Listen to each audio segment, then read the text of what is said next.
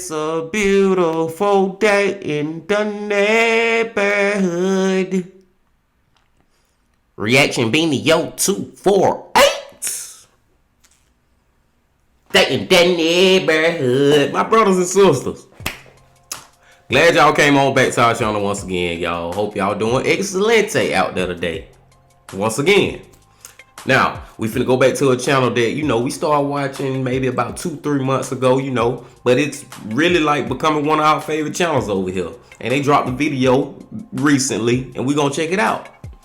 And that channel is Tragedy Tales. Going back to Tragedy Tales, y'all. And the title of the video, Death by Plastic Cave, Bizarre Deaths number 10. Now, I'm trying to figure out what Tragedy Tales mean by plastic cave. Like plastic cave, so it was not a real cave. Plastic means fake, right? How the material of plastic is fake. It's not natural, or whatever the fuck I'm trying to say. Y'all know what I'm saying, man. Like when a lady got plastic surgery on her titties, they fake titties. Y'all know what I'm saying, man. I don't know what they mean by it, but I'm pretty sure it's gonna be crazy. But before we see how crazy it is, my brothers and sisters, y'all know what y'all got to do. Get whatever you may need. Get what you need. We back to Tragedy Tales once again. Y'all got what y'all need? Y'all ready to go? Then let's fucking go.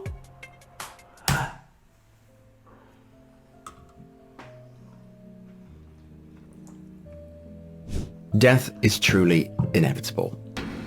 It is. It follows as surely as night follows day, but it's not the destination, it's the journey. So buy that takeaway and lease that car. Just enjoy yourself, because you never know when it's going to end. But with that poignant reminder, hey everyone, and welcome back to the channel. I'm Ryan from Tragedy Tales, and in this week's video, we have the 10th installment of the Bizarre Death series. Ranging from the man who risked it all to gain some followers, to a man who got hopelessly stuck in an indoor cave experience. This week, we've got the lot. So without any messing about, here are even more bizarre deaths. Get whatever you may need.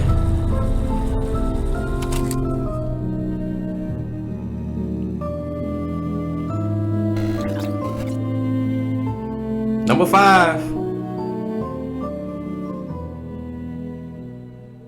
The air was crisp and chilly in the district of Konak, Izmir, in Turkey, on the morning of November the 9th, 2015. An unnamed maintenance man, a 32-year-old tasked with painting the walls of a multi-story car park, had no reason whatsoever to suspect that that day would be any different from any other. This multi-story car park is located in the centre of Izmir and situated right above a supermarket. Now this supermarket is huge, with a constant stream of people coming in and out. As the painter worked, painting a staircase located near the exit of the supermarket, the stench of death reached his nostrils, a putrid odour that he just could not ignore. Despite his revulsion, the maintenance man felt compelled to investigate.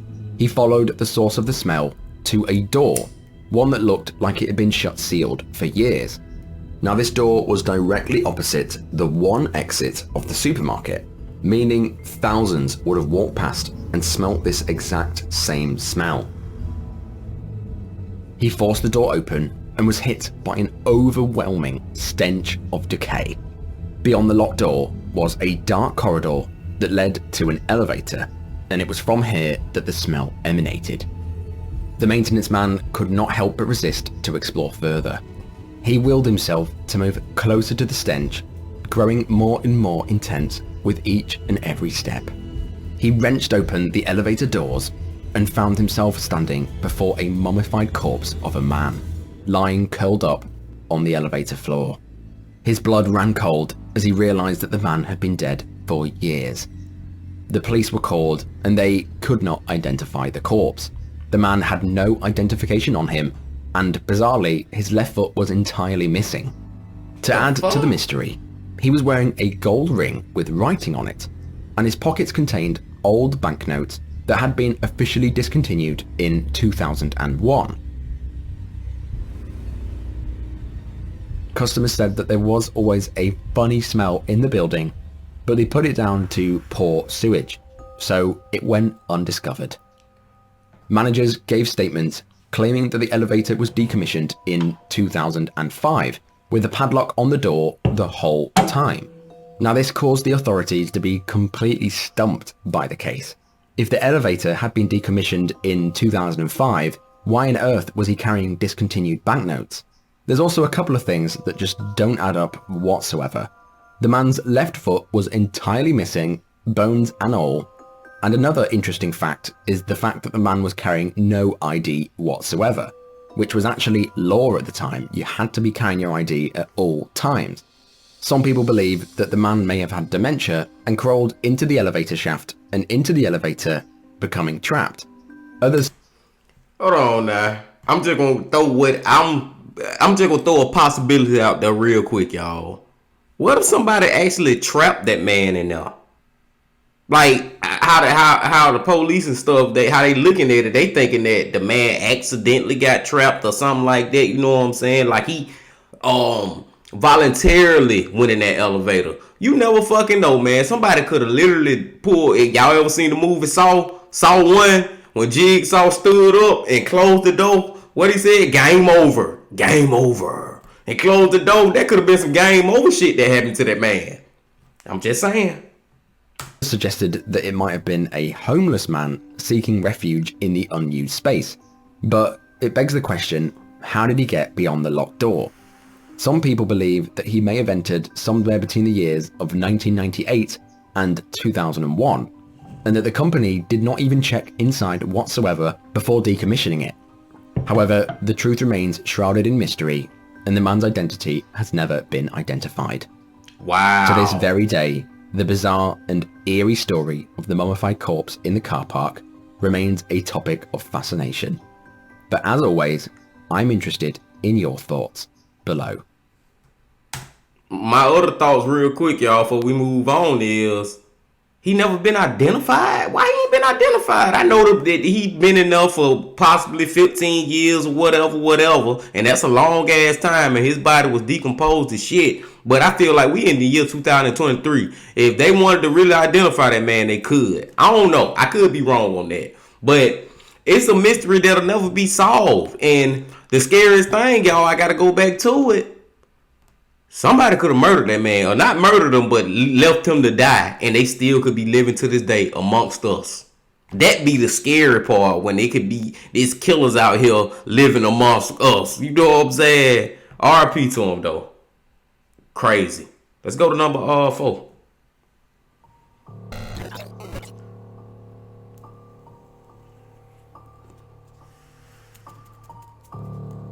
This peculiar tale begins in Knoxville, Tennessee, on the 28th of October, 2019. Pamela Kramer, a 66-year-old woman known for her loving and humorous nature, along with 4 family members, including her expecting daughter-in-law, gathered outside their abode to celebrate the gender reveal of their upcoming baby. The family aimed to make the gender reveal event an unforgettable experience. To accomplish this, they experimented with chemicals to create a firework that would explode in a specific color, indicating the baby's gender. The day prior to the event, they fashioned a device out of a metal tube and a metal base plate. They then drilled a hole into the side of the tube and threaded a fuse through it. The tube was then filled with gunpowder and a colored powder covered with a board and sealed with duct tape.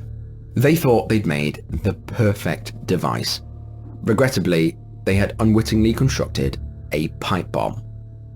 On that fateful day, around 4 p.m., Pamela and 5 of her family members was standing around 45 feet away from the device. Her sons lit the contraption, anticipating a splendid firework display. Unfortunately, the device and its welded stand exploded, sending high-velocity metal shards ricocheting through the air. Tragically, Pamela was standing in the wrong place at the wrong time, and one of the shards struck her head, passing through her brain and continuing to travel for another 144 yards before finally landing in a nearby field. Bro, do you know the velocity, the power, my sisters? Do you know how fucking fast that shit, how the power behind them shards to go through her brain and still travel damn near 150 yards, go straight through her head and keep going? That shit crazy, man. That shit happened fast as a motherfucker, man. Like I bet as soon as they lit it, like before they could react, it was too late. Man. Despite their efforts, her family was unable to save her. Pamela was declared dead on the scene shortly after the ambulance arrived. Pamela's family plans for a joyous event resulted in a catastrophic tragedy. This tragedy is a grim reminder that mixing chemicals and experimenting with explosives may have grave consequences. Yeah. And on another note, I mean, I understand, you and your lady, especially with baby showers and stuff, you want to reveal it's a boy, it's a girl, and you want to play little games for people to figure out. But don't take it this far. Don't take it this far where you create your own fireworks, firecrackers and shit. Because one thing I just popped in my head, y'all, and I know some of this shit I be saying just sound outlandish, but the more I watch these videos with y'all, the more that you can't put nothing past humans. Humans, like I always say, is the greatest things and the worst things on earth. And what I'm saying is, wherever they got that idea of how to make the firework, and you can put this together and that together, and it's gonna either make a pink explosion or a blue explosion. That shit could have all been false, and what they really was reading is how to make a pipe bomb, which they essentially did. Like I'm saying, wherever they got their information from, the person who wrote that information for people to read probably was lying the whole time, knowing that they telling these people how to make a fucking pipe bomb when they think they making a fucking firecracker. I'm just saying, man. Damn, Alpine fell out, y'all. I'm just saying that that's a possibility, man, because humans would. I know humans out here telling people how to do. It happens all the time. Not just in a deaf way, but humans all the time will tell people on how to do something, what they should do, knowing that it's not going to do what the person expecting it to do, but it's going to do something fucked up to them, or it going to cause a fucked up event. Y'all know what I'm saying, man. Let's go to number 3.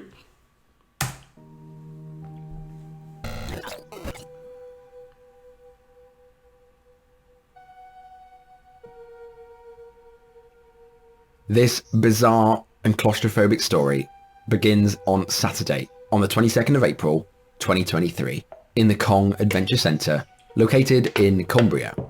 That bright spring day, a 49-year-old man from Lancaster attended the Kong Adventure Centre for his niece's birthday party. This adventure centre featured indoor caving, a kids' play area, and even outdoor and indoor rock climbing. Now, Carl was described as a devoted parent. He was caring and kind. He had a brilliant mind that was obsessed with astrology. But that fateful morning, it all came to a tragic end. Damn. As Carl and his niece enjoyed the birthday party, they decided they'd give the indoor cave experience a go. Something that Carl had done many times before. He was a regular. If you're not familiar with the indoor cave experiences, don't worry, I wasn't either before this story. I didn't even know they existed. But they're essentially an artificial way of caving, whereby a company creates a plastic cave-like system. You'd pay some money, and you'd navigate it as if you were potholing, but without all the wet and the insects and all the things that come with going inside a real cave. It's sort of a safe way of caving. On the Kong website, which they've now removed, it described the cave experience as a 230-foot potholing extravaganza. You'd start at one end, and you'd squirm your way through some twists and turns, ups and downs, until you got to the other side. They described it in their own words as an exciting activity for all the family, with lots of fun to be had, meaning that it was advertised as suitable for adults and children alike. The only rule that would exclude you from entering would be that if you was over 6 foot tall. Thinking that this would be so fun, Carl, his niece, and 3 other kids from the party donned a helmet and a head torch and were ushered into the entrance. It was tight at first, but manageable. Just 15 minutes later, Carl was now deep within the artificial cave system, and it was now tight as hell. With no way to turn back, Carl continued forward with his niece and the other children in front. Now, it's not exactly clear by reading any of the articles as to what exactly happened, and I assume more details will come out going forward, but it's described as Carl wormed his way through the cave system, he suddenly slipped, causing him to slide into a tight tunnel headfirst at an incline, landing at the bottom at a very awkward angle. With his entire body weight pushing down on him, Carl now found himself stuck at the bottom of a tight incline. The way he had landed, he'd sort of jammed himself in between the 2 plastic walls. It was now incredibly tight with no room to breathe at all.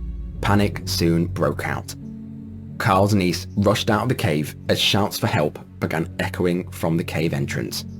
The staff that were working that day rushed to his aid and desperately tried to free him, as they would do for anyone who was stuck in that position. But it was quickly clear that they needed help. He was impossibly stuck. At approximately 3 p.m, Kong Adventure phoned emergency services requesting immediate aid. With each and every second that ticked, Carl struggled for breath in the confined space. Concerned for time, while ambulances made their way there, the climbing wall staff, assisted by various members of the public, got to work dismantling sections of the climbing wall to access tunnels. They took as much as they possibly could off, but the passage in which Carl had become stuck was still not even in view. It was almost virtually impossible to access.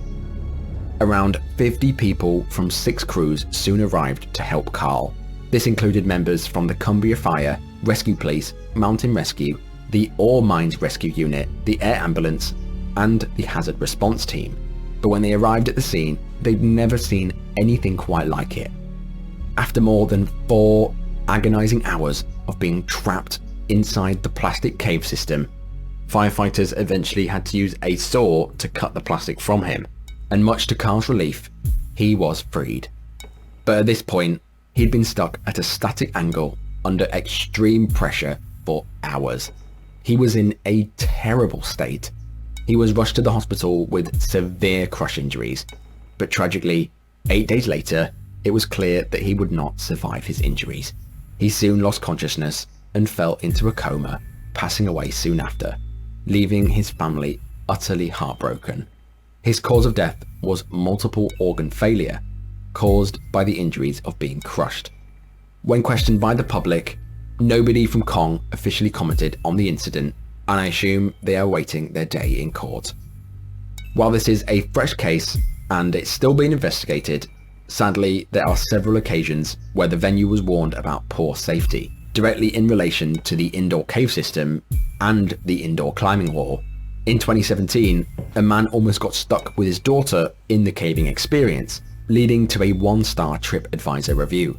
And another review detailed the cave experience as tiny and dangerous for any adults to enter. So danger was something that they were made aware of, but did nothing.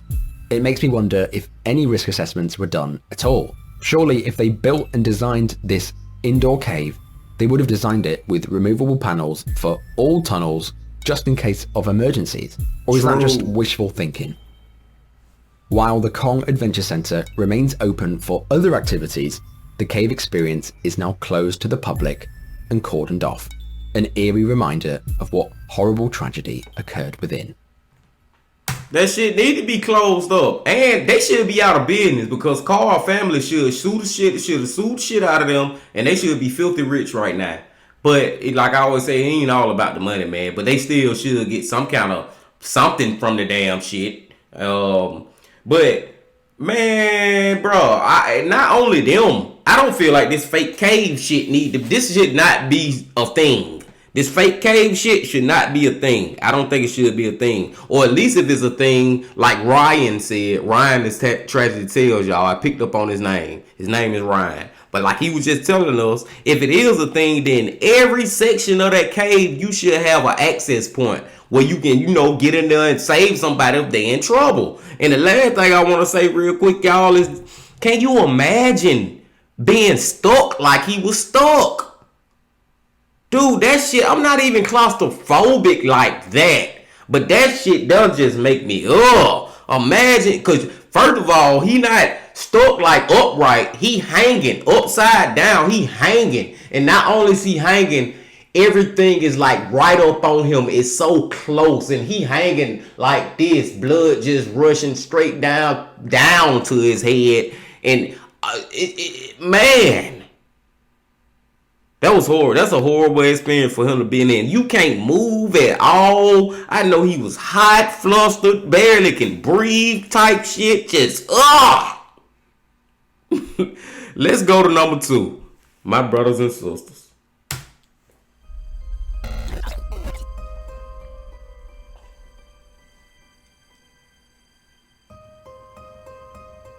This stomach-churning tale unfolds in the city of Hefei, situated in eastern China, serving as the capital and the largest city of Anhui province. Within this urban landscape resided a 35-year-old man named Sun. Now, Sun had a huge passion for live streaming in general, utilizing China's most renowned platform, Douyu.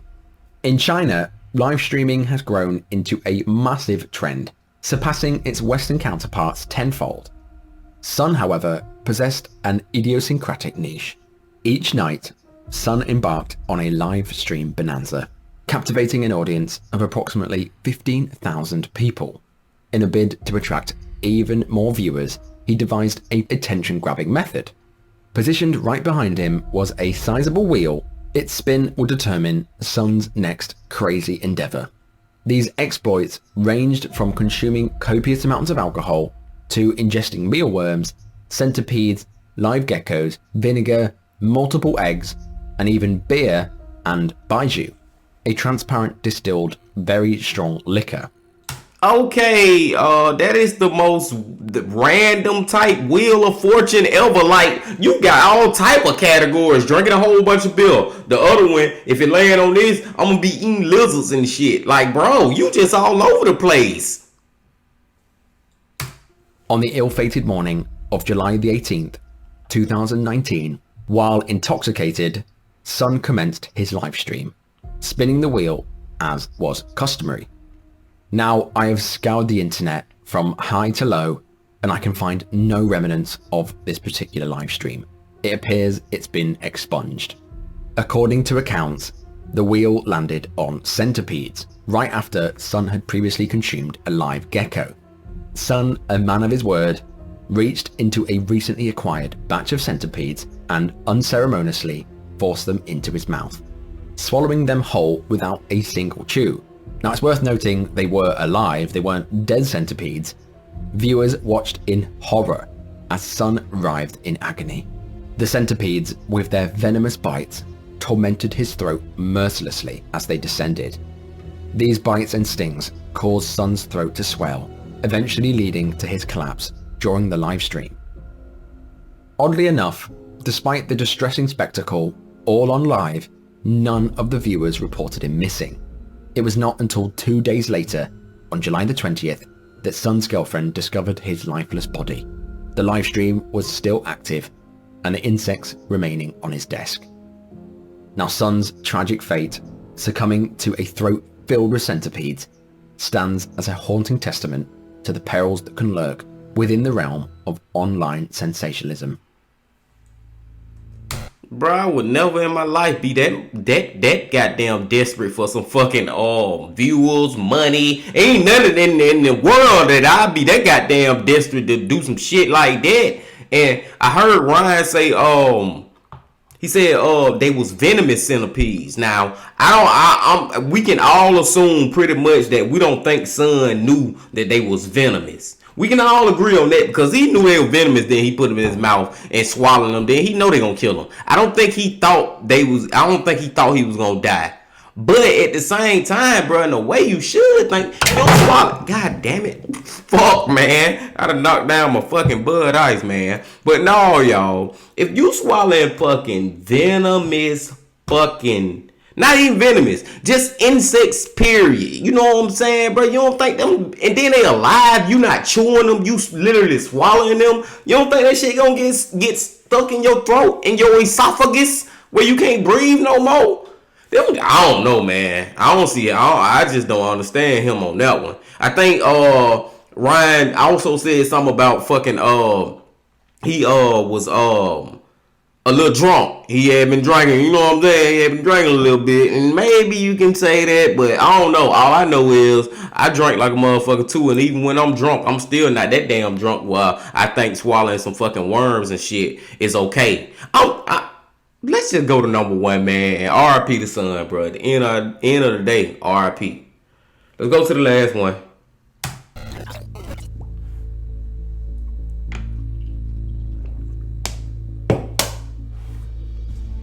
In the captivating city of Alwar, nestled in the northern Indian state of Rajasthan, a truly extraordinary tale unfolded.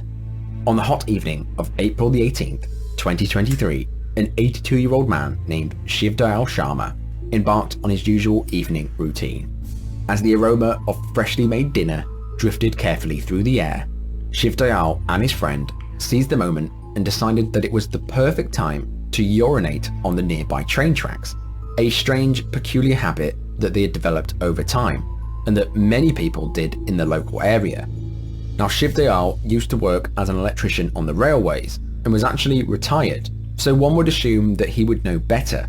However, given that this was a daily routine for him and many others, he saw no reason to suspect any unfortunate turn of events. As they both stood there, relieving themselves, an unexpected twist of fate unfolded before their eyes. Completely out of nowhere, a cow descended from the heavens and crashed directly onto Shiv Dayal, midstream. Miraculously, his friend managed to swiftly evade the bovine projectile, narrowly escaping a tragic demise. Unbeknownst to the pair, a passing train had collided with the wandering cow, launching it a staggering 100 feet, or around 30 meters, into the air. But what goes up must come down. As quickly as it rocketed into the air, it landed on poor Shiv Dayal. Ambulances were called and Shiv Dayal was rushed to the hospital, but tragically he passed away.